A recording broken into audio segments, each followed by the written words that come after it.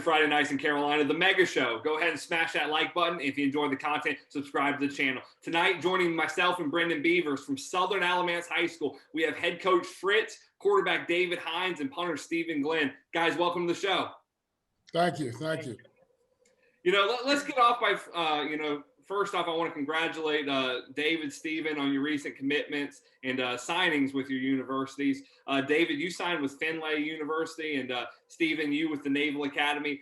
Guys, talk about some of your decisions and, throughout the process, and ultimately what led you to sign with your respective universities. David, go ahead. I would say that for me, Findlay, it was a place that I just feel like I fit in very well. The coaching staff really connected with them well when I went up on my visit. And when we got back, talked with my family about it.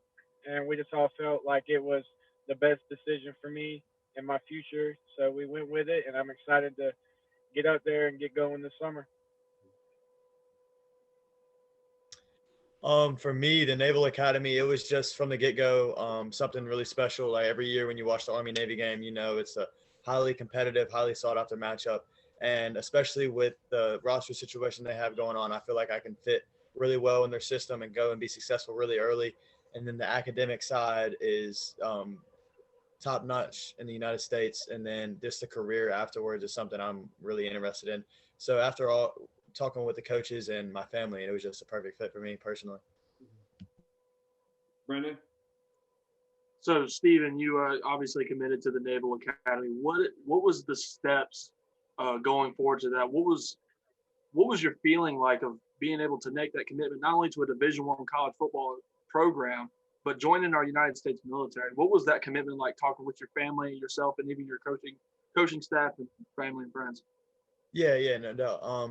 Basically, it was just trusting in yourself, trusting in your hard work that you've done. Coach Fritz does a heck of a job getting you ready, not only for the next level, but for life in general. He talks about it all the time, being a man. And I feel like I'm not perfect, but I've came a long way as far as that. And I've worked really hard on my football aspect, but my personality and being more mature and all that. And then just the United States military, man, that's as good as it gets in the world. And then the Naval Academy is just it's something I couldn't pass up. I was fortunate. I had some pretty good opportunities, but the Naval Academy, it was just second to none in my eyes and my family's eyes. Just it was something I felt like I could be really, really successful, like not only for 4 years playing football, but for 30 years down the line with the career and everything. Coach, we'll go to you next. 9-4 last season. Second round playoff loss to Lee County. What were some of the positive and negative takeaways from the season, and what do you plan on building on going into this spring season? Well, obviously we had 9 positive things and 4 negative when you're talking about the actual record itself. But, I'm a third-year head coach this year now at Southern Alamance. I was a longtime head coach over at Southeast Guilford, and obviously turning the program around at Southern Alamance. Not that it was down at the bottom, and that was my situation when I took over Southeast Guilford, but certainly was able to kind of bring Southern Alamance up a notch. And we won 18 ball games in the last 2 years, and certainly expect to do some more of the same this year. But obviously the positives, when you get my age, it's really about player relationships and these guys here, Stephen, David, they're teammates, and trying to develop them as good, strong young men, people in the community. And that's a daily battle for me, simply because when you're dealing with 100 personalities, pretty much guarantee every day somebody's going to disappoint you. So, it's a constant battle, but yet that's kind of what I do and what I build my program on. Stephen kind of mentioned it, and and as far as the negatives, obviously you want to win the last one. If you do that, that's great. I didn't think the last 2 years we necessarily had the horses to do it, so so it can't be a tremendous disappointment. But those years that you really do have the chance and you're really close with the guys you've got, those are the really disappointing ones. And I haven't been disappointed the last couple of years with Southern, because I felt like we could kind of achieved about what we could possibly, probably a little more than most people thought. Guys, what are some of your thoughts on building on last season's success going into this year? I just say, kind of like what Coach Fritz said, you take the positives of the 9 wins and you use that to build on to an even better season this year. And then you look at your negatives and just figure out what you need to fix. Just keep building on that. And just, like you said, keep getting those relationships with all your teammates and the coaches. Try to do the best that you can and just go out on the field and give it your all and hope it falls in your favor. Yeah, and then for me, I feel like our positives going into this year is we don't have a very big senior class, maybe 6, 7 of us, but our senior class is pretty tight knit. Like me, David, and a few other guys, we go work out every night. We're pretty really close group of guys. And then our underclassmen, we have some really, really bright underclassmen coming up, and I feel like they can help us a lot this year. Especially, we have I think personally, we have the best coaching staff in the state of North Carolina, experience-wise and knowledge-wise. And I feel like we're going to be able to utilize every resource we have to try and be successful, especially going into the season. Everybody's seen what we've done before, and I just feel like with our coaches and personnel, I think we're going to be able to be really successful really fast. Brendan? So, Coach, I'm going to start with you, then I'm going to ask the players after.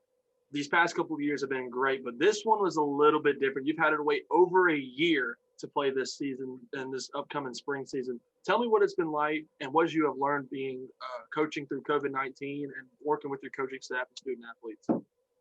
Again, I'm going to relate this to life. I think about this a lot. I think there's never been a time more so that you can honestly say you better appreciate today because you don't know what it's going to be like tomorrow. It's been a roller coaster ride for all of us. It doesn't matter what industry.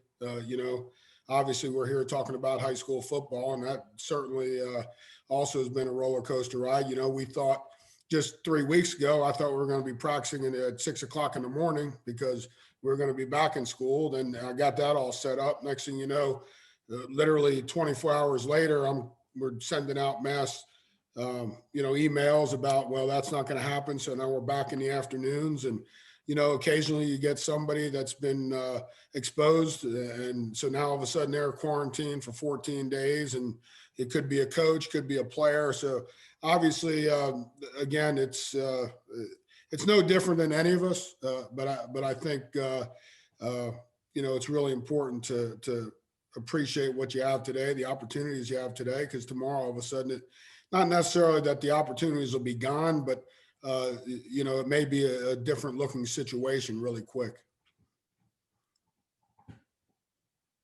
Guys, y'all's thoughts? I'd just probably say, it's like what he said, you don't know what's going to happen next. You can't try to control what you can't control, and you take what you're given and you do the best you can with it.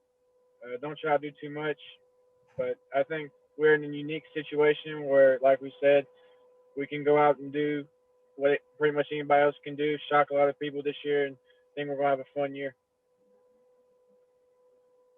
Yeah, you touched on it. We haven't played football in over 10 months.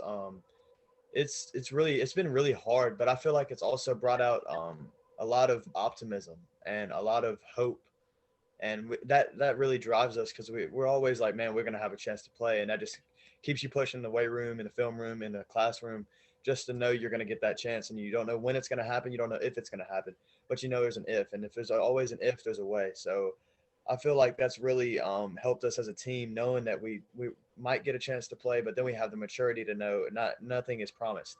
So I feel like that drives us as players to be as good as we can be, because we don't know what tomorrow holds, but we know that we have today to get better.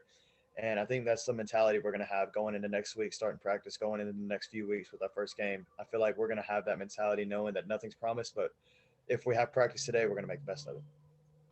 You guys have a chance, on starting February 26th to do something nobody else has ever done in the state of North Carolina throughout high school football history. That's coach in the spring and play in the spring. What are your thoughts on that? Playing in front of only 100 fans, the schedule, any games that stand out. Just want to get some of your thoughts on all those things. I'll go ahead and start this. Obviously, Stephen kind of just touched on it. You got to control the controllables, and the things out of your control, you've got to, let go at some point. High school football for all of us is exciting. The Friday night lights, the band, the cheerleaders, the crowd, all that stuff, and that's kind of, we understand is not going to be there. But again, what the guys said, at least we're going to be able to, get out there and pop the pads. And that's really ultimately what you want to do as a football player. And we're going to get that opportunity. So, we're going to focus on the X's and O's and the techniques and the responsibilities. And then everything else can lay where it lays. Guys? I think it's kind of like what Coach Fritz said, is that we're just going to go in, try to go 1-0 every week, treat every game the same, and we're going to keep pushing and fighting. Like I said before, just try to prove people wrong with what they think we'll be able to do this year. But we have, like Steven and Coach Fritz has hit on, we're a tight group of guys, and we're going to push through it. And I'm just looking forward to it. It'll be fun. New situation, like you said, nobody's been through. But I think we'll be able to persevere through it, and I think we'll be just fine.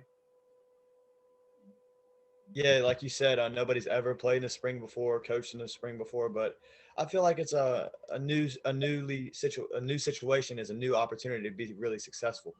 So we weren't promised to play, but we found out we're going to play in the spring, and we're just going to go and we're going to play until somebody says we can't play no more, and we're just going to try and do it as best as we can, football wise. And yeah, I feel like we're going to be really sharp on the football side of it, and as long as the medical stuff comes in and nothing happens there, I feel like we'll be able to be really successful. Brendan? So, guys, going forward, as we finally hit that day of February 26th, taking a look at the schedule, Coach, starting with you, what are some of the games in this season that you're looking forward to playing on your schedule? And guys, what are some of the athletes on your team that you're looking forward to playing that we might not be familiar with? Right. Well, obviously, I don't want to sound cliche, but the guys already talked about it. We're going to take them one at a time. We're looking at Southwest Randolph. They're first on the list, so that's what we're focused on. Obviously, as a football team, we're going to run our offense, run our defense. There's 7 special teams. We're really focus on us, and that's what we try to do every year. To try to focus on us. If we do the right things, everything will fall into place, regardless of who the opponent. As far as games on the list, like I said, after Southwest Randolph, we'll be looking at Asheboro. When that's over, we'll be looking at Southeast Guilford. And when that's over, we'll look at High Point Central and right down the road, right down the row. So that's just a mentality that my football teams in the, 25 years I've coached, I've made sure that's the mentality of it. Especially, and again, I hate to sound repetitive, but I already mentioned we don't know what tomorrow holds. Why look down the road to some big game that if you don't win the first one or win the second or win the 8th one, all of a sudden they're not big games anymore. So the more you win, the bigger the game is, and that's just true in all the sports. And but we're looking forward to it. And as far as our players,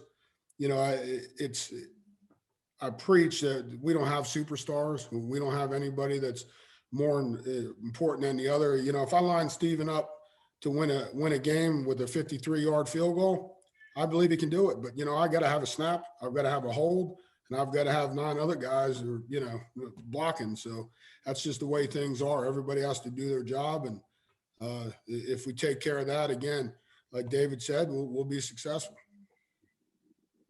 You guys, anything to add on that? I think he hit it pretty well, nail on the head. I think, like we said, it takes 11 guys to be successful in this game on each side of the ball. They can't do their job without knowing that everybody else can do theirs. And if everybody does that, we'll be just fine, be successful. That's kind of repetitive what he's saying. I think we'll be just fine.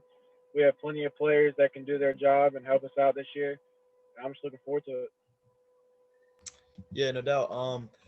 Like Coach Fritz said, we're just going to go 1 week at a time. Like right now, we're focused on Southwest Randolph going 1-0 in the conference. It doesn't matter if we're playing IMG Academy with 7 5-stars or the neighborhood kids, man. We're just going to take every game the same. We're going to go in thinking we're going to win. We're going to go in trusting our game plan, trusting our coaching staff, trusting our players to execute, and then we're going to be successful after that. And then we're going to go on to week 2 and then week 3, and we're going to be successful down the line. Just with the same mentality that the same every week is the same. It's just different colors in front of us, and then we're going to be successful after that.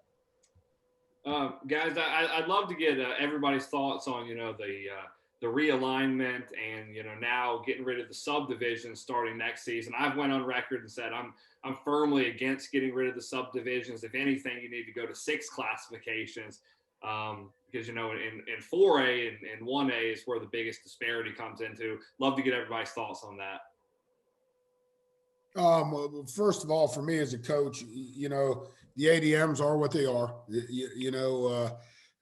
There's a lot of places that have 600 kids show up to their school, and they happen to have 70 really good football players. And there's some places that have 2,500 kids show up to their school, and they only got 20 really good football players. So, all that is what it is. As a coach, I try not to focus on those type of things. If I can't control it.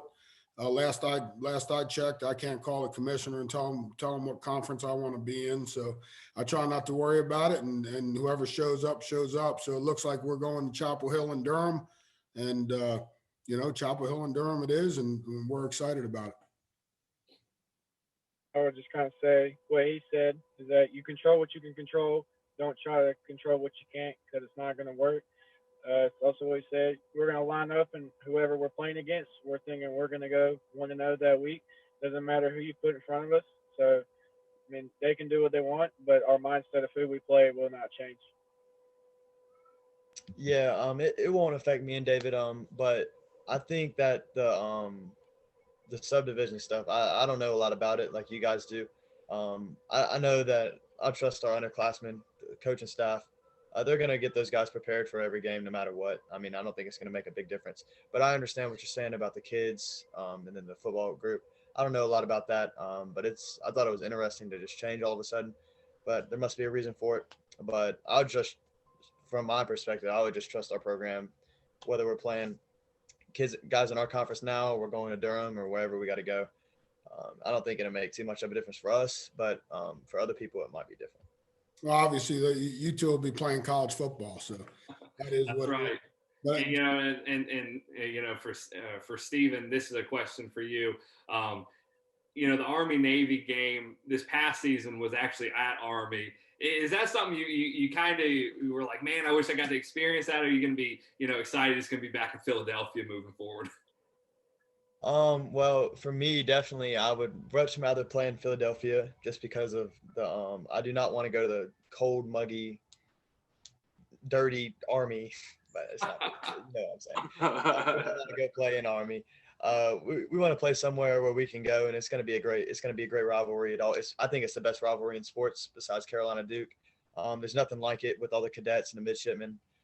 That's another thing that you guys asked me about earlier that I didn't bring up, but that's a big part. And I think decision making is that game. It's on CBS every year. College Game Day is usually there every year. And this year it didn't go as planned, but we'll blame it on COVID.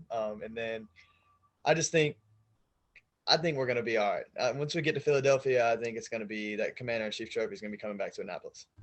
All right, guys, final question. We're going to let you go. Coach, before you became the head coach at Southern Alamance, you were an assistant. What is it about Southern Alamance that drew you back? And, we've got so much fan support from the local either students or faculty members just on like crazy on Twitter. What is it about it that makes it such a special place to coach, play, and teach overall? Well, it's interesting you ask. It's been the community I've lived in since 1985. My parents came down here and bought a farm right here in Southern Alamance, and in 1985, and of course I went to Carolina and played there, and I'm one of those damn Yankees because I stayed down here, and I understand how all that works. I don't know if you all are or not, but it's interesting. I have 3 daughters, and they're all going to actually graduate from 3 different high schools, and I've never moved houses. So, when I was at Southeast, my oldest Anna came with me, and she graduated from there and went on to play college softball. My middle one, I was actually fired from Southeast Guilford when she was a junior. And when I took an assistant job at Providence Grove, she came with me there. So she graduated from Providence Grove. She was an all-area player and all that stuff, went on to play college softball as well. And one of the biggest lures back to Southern Alamance was my youngest daughter, Greta, who really fit well with the community, and she loved those kids, and now she's a sophomore at Southern Alamance. So Southern Alamance will probably see me for at least the next 2-3 years. Anyway, I'm getting old, and it'd probably be time for me to get out of there. But what a great community, and that's kind of my story. Guys, what is it about Southern Alamance that just makes it such a special place to play? Ever since I got there, I transferred in my sophomore year, and ever since I've been there, it's been like what Coach Fritz said, it's one of the best communities that I've ever been around. The atmosphere on game day is unlike any other. The faculty there is great with the students, with all the academic side of it. It's one of the best I've ever been around. And he said it's an unreal experience being there. It's a great community. You always have your back, and I'm going to miss it when I'm gone. Yeah, just like everything they said, it's a great community. It's no matter what happens the Friday night before, those fans, they come out, well, not this year, but years past, they come out cheering you on as hard as ever. No matter how much you won or lost by, they're gonna be supportive of you no matter what you do, and they just want to see you succeed in that Friday night, but in life in general. And I think that means a lot from us players, knowing that you have a group of 2,000-3,000 people every Friday night, having your back, and then when they roar, when you run out of that onto the field, is something that you won't forget ever in your entire life. All righty, guys. Well, thank you all so much for joining. Once again, this is Friday Nights in Carolina, the Mega Show. We were joined tonight by Southern Alamance head coach, Coach Fritz, quarterback David Hines, and punter and kicker, Stephen Glenn. Thank you guys for taking the time, and best of luck this season. Thank you so much. Thank you.